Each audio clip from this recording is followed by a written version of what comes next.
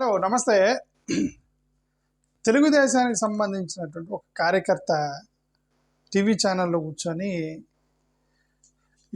చాలా abusive language తోటి abusive మాటలు మాట్లాడటం మనకు తెలుసు. తను ఒక వీడియో కూడా రిలీజ్ చేశాడు. నేను క్షమించండి కాలు పట్టుకుంటానని చెప్పి ఒక వీడియో కూడా రిలీజ్ చేశాడు. పోలీసులు అరెస్ట్ చేశారు అని వస్తుంది. మరి నిజంగా అరెస్ట్ చేశారో లేదో నాకు క్లారిటీ లేదు, కానీ బట్ అరెస్ట్ చేశారని మాత్రం ఏదో ఒక ఎన్టీవీలోనే ఎక్కడో చూశాను. ఓకే,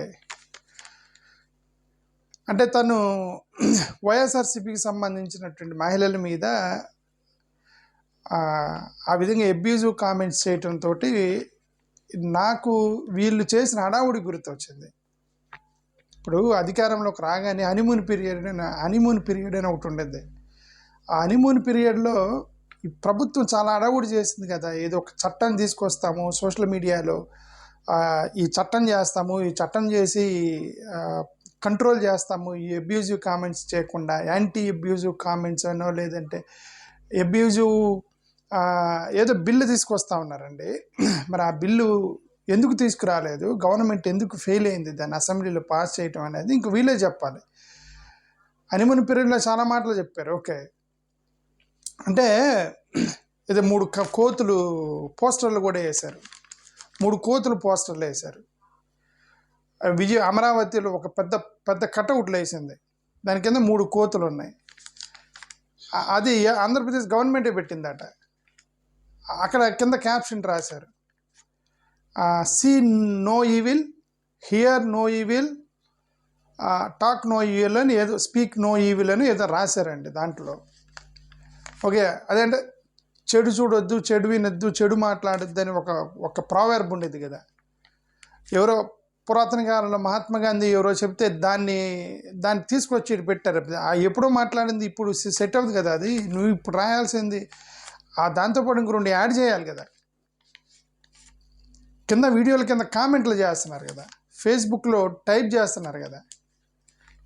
ఓకే, మీరు type no evil, comment no evil, share no evil అవి కూడా యాడ్ చేయాలి కదా. అవి యాడ్ చేయాలి. ఏదో పెట్టారు, పోస్టర్లు పెట్టి 3 కోతులు పెట్టి ఆ కోతులకు సంబంధించినటువంటి పోస్టర్లు వేసి వీళ్ళు అధికారంలోకి రాగానే అదేమైందో ఇంతవరకు తెలియదు. పెద్ద పెద్ద వాళ్ళు దాని గురించి మాట్లాడారు. ఇక చూడండి, ఇక్కడ నాకు తెలిసిన వరకు హోమ్ మినిస్టర్ గారే ఒక ప్రెస్ మీట్ పెట్టి అప్పుడు పేరు ఏంది, పొలిటికల్ లీడర్సు, మహిళలు వాళ్ళ యొక్క డిగ్నిటీ కోసం మేము కట్టుబడి ఉన్నాము, వాళ్ళకి ఇమ్మీడియట్ యాక్షన్ తీసుకుంటా ఉన్నారు. కానీ ఇప్పుడు కూడా ఫేస్బుక్లో, ట్విట్టర్లో వీడియోల కింద భయంకరమైన బూతులు టైప్ చేస్తున్నారు, బూతులు తిడుతున్నారండి. ఓకే, అది నేను గతంలో కూడా చెప్పాను. ఏంటంటే మీరు పోస్ట్ చేసి ఇమేజ్లు పోస్ట్ చేసిన వాళ్ళే కాదు, కింద కామెంట్లు చేసే వాళ్ళకే చట్టం వర్తించదా అనేది నేను గతంలో కూడా చెప్పాను. కింద కామెంట్ చేసే వాళ్ళని కూడా మీరు కేసులు తీసుకోవాలి, కేసులు పెట్టాలి అనేది మేము గవర్నమెంట్ని రిక్వెస్ట్ చేస్తున్నాం. ఇప్పుడు డీజీపీ, హోమ్ మినిస్టర్ గారి డీజీపీ ద్వారకా తిరుమలరావు గారు, ప్లస్ ఇంకొక ఆయన ఇంటెలిజెన్స్ చీఫ్, ఆయన పేరు అయితే లడ్డా, రైట్, చంద్రశేఖర్ లడ్డా సంథింగ్, ఎగ్జాక్ట్ పేరు గుర్తు రావట్లేదు, కానీ మహేష్ చంద్ర లడ్డా, ఆయనతో టెలికాన్ఫరెన్స్ పెట్టి ఏమంటే ప్రెస్ మీట్ పెట్టి మరి చెప్పారు, మేము చాలా స్ట్రిక్ట్ యాక్షన్ తీసుకోబోతున్నామని. డీజీపీ గారు పవన్ కళ్యాణ్ గారి ఇంటికి వెళ్ళి మాట్లాడారు, ఇదిగోండి మేము ఈ సోషల్ మీడియాకి సంబంధించిన యాక్షన్ తీసుకున్నామని. పవన్ కళ్యాణ్ గారు అసెంబ్లీలోనే దాన్ని ప్రపోజ్ చేశాడు, బిల్లుని, social media abusive bill, anti bill అని ఏదో. ఏమైనా ఇవన్నీ మీరు మాట్లాడినవన్నీ ఏమైనవి, ఆ చట్టంగా ఎందుకు మారలేదు అనేది చాలా క్వశ్చన్ మార్క్. ఇది చాలా బాధాకరమైన విషయం. ఓకే, నా వీడియోల కింద కొన్ని వందల మంది, ఇప్పుడు నేను మినిమం ఒక 500 మందిని బ్లాక్ చేశాను. ఇప్పటికీ నా ఛానల్ కింద 500 మంది దాకా బ్లాక్ చేశాను. ఇప్పుడు బ్లాక్ చేస్తే ఏమైందంటే వ్యూస్ రావు. ఇప్పుడు కామెంట్ చేసే, ఇప్పుడు యూట్యూబ్ రికమెండేషన్ అనేది వ్యూస్ ఎలా పెరుగుతాయంటే కింద కామెంట్స్ని బట్టి, లైక్లను బట్టి, ఐ థింక్ లైక్, కామెంట్స్ ఈ రెండే మేజర్గా తీసుకునిద్ది అనుకుంటా. ఓకే, ఏదో క్లిక్ త్రూ రేట్ ఉంటుంది, CTR, దాన్ని బట్టి యూట్యూబ్ రికమెండేషన్ పెరుగుతాయి. కాబట్టి జనరల్గా బూతులు తిడుతున్నా కూడా చాలామంది కామెంట్లని వాళ్ళు బ్లాక్ చేయరు. ఎందుకంటే అది ఒక కామెంట్, అది బూతో లేదు తర్వాత సంగతి. కామెంట్ వస్తే అది ట్రిగ్గర్ అయ్యిద్ది, వీడియో ట్రిగ్గర్ అయ్యిద్ది అని. నాకు వ్యూస్ రాపోయినా పర్లేదు అని చెప్పి నేను చాలా బూతులు మాట్లాడే వాళ్ళు మొత్తాన్ని ఒక 500 నుంచి 1000 మంది దాకా బ్లాక్ చేస్తాను ఆ ఛానల్లో. ఎందుకంటే వాళ్ళు బూతులు మాట్లాడుతున్నారు.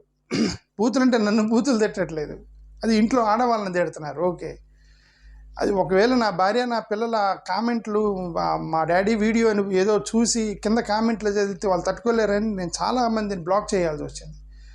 ఇప్పుడు ఎలా ఉండే పోస్ట్ చేసిన వాళ్ళు కాదు, వీడియోల కింద కామెంట్ చేసే వాళ్ళని కూడా మీరు చట్టం తీసుకోవాలి కదా, యాక్షన్ తీసుకోవాలి కదా.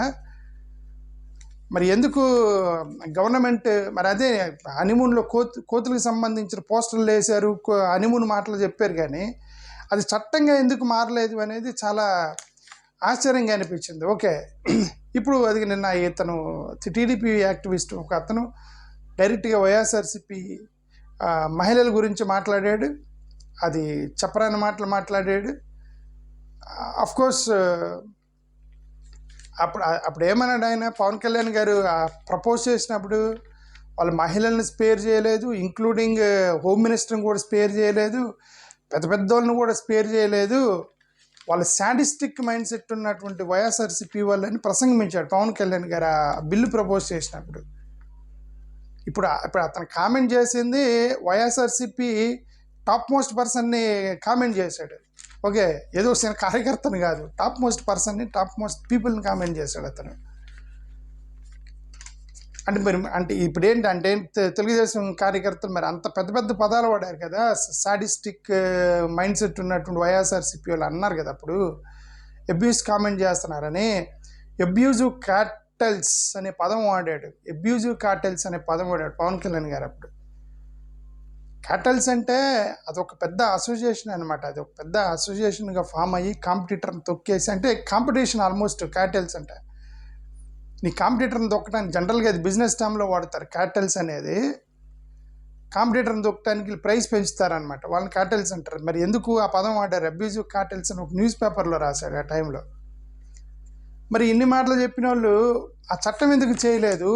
ఆ చట్టంలో మరి కామెంట్లు చేసే వాళ్ళని, యూట్యూబ్లో కూర్చొని మాట్లాడే వాళ్ళని, బూతులు తిట్టే వాళ్ళని మీరు ఏమంటారు? నాకు ఇప్పుడే జస్ట్ మాట్లాడుతూ ఉంటే నాకు ఒక వీడియో వచ్చింది, ఒక ఎమ్మెల్యే ఒక అధికారిని తిడుతూ రాస్కెల్ అన్నాడని చెప్పేసి ఒక వీడియో వచ్చింది. ఇప్పుడే నేను చూపించేవాడిని, నేను డైరెక్ట్గా మాట్లాడుతున్నాను కాబట్టి నేను ఆ స్క్రీన్ ఆన్ చేయకుండా చూపించేవాడిని. గంటా శ్రీనివాసరావు గారు ఎవరో ఒక ఆయన ఎమ్మెల్యే అధికారిని తిడుతూ రాస్కెల్ అన్నాడని చెప్పేసి ఒక వీడియో ఇప్పుడే జస్ట్ ఇప్పుడు చూసాను దాన్ని. ఓకే, సో కాబట్టి